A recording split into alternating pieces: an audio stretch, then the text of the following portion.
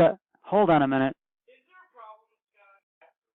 Hello, sports fans, and welcome to another edition of Scott Sports 101. I'm Scott Trella.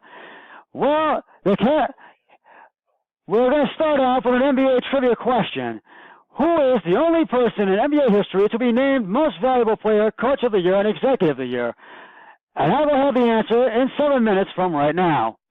Well, the Cavs are back in the NBA Eastern Conference Finals for the fourth straight year in a row as they defeated the Toronto Raptors in a 4-game sweep in Game 4 on Monday night, 128-93. I thought the Cavs just dominated this game from the get-go. LeBron James started off slow, but then just picked it up right after that, and J.R. Smith looked fantastic, and the Cavs just dominated throughout the game. And as to who the Cavs will play in the Eastern Conference Finals, well, they're awaiting the winner of the Philadelphia 76ers Boston Celtics series. Philadelphia is keeping themselves alive, but Boston does have a 3-1 lead in that series. And I thought that series could go either way, but as we know, no NBA team has ever come back from a 3-0 deficit. But there's only been one NBA team that has come back from a 3-1 deficit, and that is our own Cleveland Cavaliers. But Game 5 of that series will be tonight at 8 o'clock on TNT. And if Boston can close it out, we will play the Boston Celtics in the Eastern Conference Finals. Or if Philly wins, then it will go to Game 6. But we shall see what happens tonight in that series. And I feel if we can keep this momentum up, I feel we will take this next series in 6 games, 4 games to 2. And I feel that is what it's going to be. And the Western Conference Final is set between the Warriors and the Rockets, as both the Warriors and the Rockets completed their series last night. So we will see. We are almost there to the final 4 teams in the NBA, and neither one of these series are going to be a sweep by any means. So we shall see what happens in both of these series. And the Tribe fell short 3-2 against the Milwaukee Brewers last night in Milwaukee. Francisco Lindor had a pair of home runs, and Jason Kipner had a homer as well. I feel it's early in the season yet, but I do feel in due time the Tribe is going to pick it up and really get things together and really dominate this and really get some wins and start stringing them together. And I feel Corey Kluber, it wasn't off night for him, but he will bounce back. He is a dominant pitcher, and he will get it together. And we are waiting for Andrew Miller to come off a DL and our other injuries, guys who are injured, to come back from their rehab and come off a DL. And I think once we get them back, we will dominate. We will really dominate and really get it together and really dominate and get it together and really pick things up and pick up the pace and really get things going and really start to string up some wins. Tribe skipper Terry Francona says he hopes that the guys who are on the DL battling injuries and really healing and coming along well will be back with the team very soon. Getting back to the NBA, as I indicated before, getting back to the NFL draft that was a few weeks ago, I felt that the Browns really got some solid picks. They really had traded up when it was the right time. And as you saw in the NFL draft, I was quite surprised when they took Baker Mayfield with the very first pick in the first round. I thought by far Sam Darnold was the Browns' best bet for a quarterback, but he ended up going in the Jets with their 3rd pick in the first round. As for the other picks the Browns got, they got quarterback Denzel Ward from Ohio State, Austin Corbett, a guard from Oklahoma, Nick Chubb, running back from Georgia, defensive end Chad Thomas from Miami, Antonio Callaway, wide receiver from Florida University, Gerald Avery, inside linebacker from Memphis, Damian Raleigh, wide receiver from Texas A&M, and Simeon Thomas, defensive back from Louisiana Lafayette. I thought these were some solid picks for the Browns, and I was really surprised when the Baltimore Ravens took quarterback Lamar Jackson with the 30th pick in the 3rd round. So to sum this draft up, I really thought the Browns got some solid draft picks and basically traded up when it was the right time. And all in all, I felt that this draft, with it now being in the books, I felt really was a solid draft. And to who will go first in next year's draft? Well, we shall find out then in 2019. Another big question on everybody's mind is, will LeBron James be a Cleveland Cavalier next season? We all know that he goes into free agency at the end of this season. Well, the big question is, whether he stays with the Cavs or goes with another team, is depending on how much the Cavs can offer him and what other teams are going to offer him. We're going to give them the why, which means the chance to really put up an offer. If we can if we end up winning the NBA Finals, though, this could change LeBron's mind about leaving Cleveland or what he can do with another team. But if we can win the NBA Finals, I'm gonna give him the why and see if the Cavs can make a really impressive offer to really keep LeBron James here in Cleveland. But we will see what happens when they do. And whether he stays or he goes, I'm not sure, and I have mixed feelings about it. I can't tell you what I think. I still have mixed feelings, and I don't know if he's going to stay or go, but I feel we could have a chance to keep LeBron for a few more years yet. But other teams are really going to have interesting offers.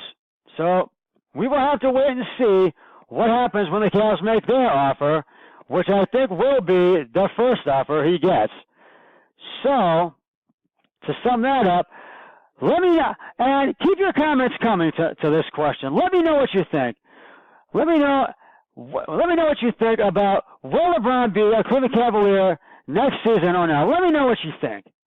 And it is now time for the answer to this Scott Sports 101 trivia question. Who is the only person in the NBA history to be named Most Valuable Player, Coach of the Year, and Executive of the Year? If you answered and said Larry Bird, you are correct. Drafted into the NBA's sixth pick overall by the Boston Celtics in 1978, Larry Bird played his entire professional career for the Boston Celtics, winning 3 NBA championships and 2 NBA Finals MVP awards. He then served as a head coach of the Indiana Pacers from 1997 to 2000, and in 2003 assumed the role of president of basketball operations for the Pacers. So if you said Larry Bird, you are correct. Well, we're almost out of time. We're at the halfway point, and I want to talk about. I want to get back to the NBA playoffs because these first 2 rounds have really been interesting, and there were people that felt that when the Cavs played the Pacers in the first round, the Cavs really they felt that they were giving Indiana too much of a chance to get back at the game, although it was a 7-game series, and I thought, hey, wins were wins, and we will take it winning it 4 games to 2. 4 games to 3, excuse me. But I do feel that they came in Game 7 and really played their hearts out, and they held on. They did not let that lead slip, but they held on. Even though Indiana got close, they held on. So, I feel by far the Cavs really deserved to win that series, even though people thought the Pacers should have won that series. Now, in this past series, even though it was a 4-game sweep, I thought the Cavs really played a lot better in this series. Even though I was on the edge of my seat in the final seconds with last Saturday's 105-103 win, and when it got tied 103 to 103 all, I was on the edge of my seat, and I said, you've got to hang on. You've got to find a way to get strategy to get a shot. And I say thank you, LeBron, for that bank shot, last-second bank shot at the buzzer. Boy, did that come through. And I was like so excited. I was finally able to breathe, and I felt the Cavs really. I felt really a win's a win, and we will take it, even though it was a close one.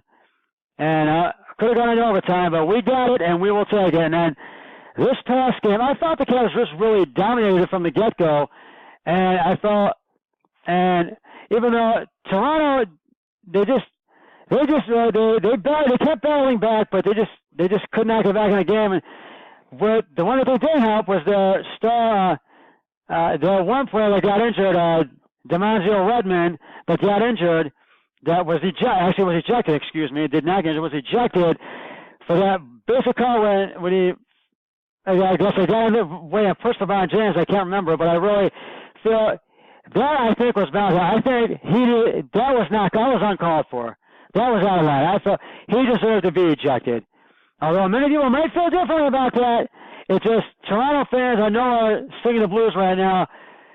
I just felt that was just uncalled for. But the Cavs they battled back. They had many of their guys scoring in double figures. J.R. Smith, I felt, looked fantastic, and Kevin Love and Kyle Korver really stepped up their game and really came out strong. And also George Hillman, I thought, stepped up his game, and also Larry Nance Jr. as well. Well, we're almost out of time, and before I go, I want to take this opportunity to really keep this in mind. The Cavs are really dominant, and I feel we're going to get back. I know we're going to get back to the NBA Finals. I really feel that we are, and we can take either Boston or Philly by far in the NBA in the Eastern Conference Finals. So, with that being said, I still feel this is really going to be a close series. It's really going to be an interesting series, and it's not. And I feel it is going to go 6 games because I feel when we have to play Game 7, we don't do well when we have to play Game 7, and I don't want it to end in Game 6. So I feel that's why I feel it will end in Game 6 with the Cavs winning the series 4-2. And I feel this will be a very interesting series because the Cavs are going to have their work cut out against either Boston or Philly because Boston by far has been a surprise in the NBA playoffs. But I feel their offense is not great, is not playing as well. Their offense is not the greatest. Defense is good. And I feel they're playing well in a lot of aspects they're playing well with Kyrie and all the other players. And I feel that they will have a good series. But I think the Cavs are going to take this series by far. I really think they are. So, with that being said, having said that, I feel either one, both this series and I feel the Warriors are going to take the Western Conference Final also in 6 games. Because I feel Houston's going to be good in this series. This is going to be a dominating series. It's really going to be a dominating, tight series between the Warriors and the Houston Rockets. And I feel Houston will win, I think, 2 of these games, but I think by far the Warriors are going to take this series 4-2. And I think once again it will be, for the 4th straight year in a row, the Cavs and the Warriors in the NBA Finals. And I feel that this time, I'd like to see the Cavs steal one of these games in California, in Anaheim, California, so that we can get a jump on the lead in the NBA Finals. So I'd like to have us take one of them, split in Oakland, and take the next 2 here in Cleveland once we get to the NBA Finals, and have us close it. And the Warriors, I think, will take a couple, but I think it is going to end in Game 6 this time, not Game 7 like it did in 2016. And I do feel that the Cavs will take it 4-2. But right now, I'm not even going to think the NBA Finals. I'm focused on the Eastern Conference Final, and I think by far the Cavs will take that series 4-2. Let me know what you think. Let me know your predictions. Well, before I go, I want to just say one thing. The series are only games. You're watching these series. Just enjoy it and have fun watching it.